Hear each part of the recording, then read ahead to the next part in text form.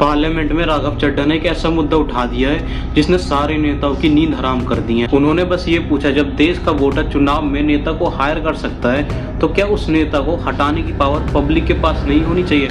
इसी को कहते हैं राइट टू रिकॉल। मतलब अगर आपका एमपी और एमएलए काम नहीं कर रहा तो 5 साल का इंतजार क्यों करना, क्यों ना उसे बीच में ही कुर्सी से हटा दिया जाए। देखो भाई, लॉजिक बहुत सिंपल है। जब हम 10 रुपए का पेन लेते हैं और वो पेन नहीं चलता तो हम उस पेन को वापस करते हैं और उसकी जगह दूसरा पेन लेते हैं। तो जो नेता हमारे टैक्स के करोड़ रुपए को खर्च करता है फालतू के, तो उससे हिसाब मांगने के लिए 5 साल का वेट क्यों करना पड़ता है? और फिलहाल सिस्टम तो ऐसा चल रहा है जैसे कोई नेता बन जाता है तो उसके पास 5 साल का लाइसेंस टू लूट आ जाता है, जिससे उसकी आने वाली 7 पीढ़ियां क्या 70 पीढ़ियां आराम से बैठ के खा सके। आपने देखा होगा कि नेता तो सिर्फ चुनाव के वक्त ही दिखते हैं वोट की भीख मांगते हुए, और बाकी के 5 साल में वो अपनी तिजोरी भरने में लगा देते हैं, क्योंकि उन्हें पता है पब्लिक तो उनका कुछ नहीं कर पाएगी। और इसी कारण से जो है करप्शन बढ़ता है। अगर उन्हें डर हो कि उनकी नौकरी कभी भी जा सकती है तो वो अपना कैबिन छोड़ के एसी का सड़क में काम करते हुए दिखेंगे। और भाइयों, राइट टू रिकॉल कोई नई मांग नहीं है। जब हमारा संविधान बन रहा था तब के नेताओं ने भी ये मुद्दा उठाया था।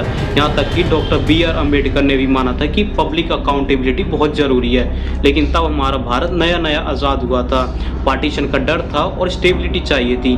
इसी कारण से एक स्ट्रॉन्ग सेंटर बनाने के लिए ये मुद्दा टाल दिया गया था तब। मेरे भाई, 1947 और आज के भारत में जमीन और आसमान का फर्क है। तब की मुश्किलें अलग थी और आज की अलग है। और नेताओं की देश में अकाउंटेबिलिटी ना होना सबसे बड़ी बीमारी बन गई है। माना कि जब का रीजन वैलिड था, लेकिन आज उसी रीजन को नेताओं की कुर्सी बचाने में यूज किया जा रहा है। कुछ लोग कहेंगे भाई इलेक्शन करवाने में खर्चा बहुत आ जाता है, पर मेरा एक सवाल है कि एक बार इलेक्शन करवाना महंगा है या फिर 5 साल तक एक करप्ट नेता जो पूरे एरिया को बर्बाद करते वो ज्यादा महंगा है?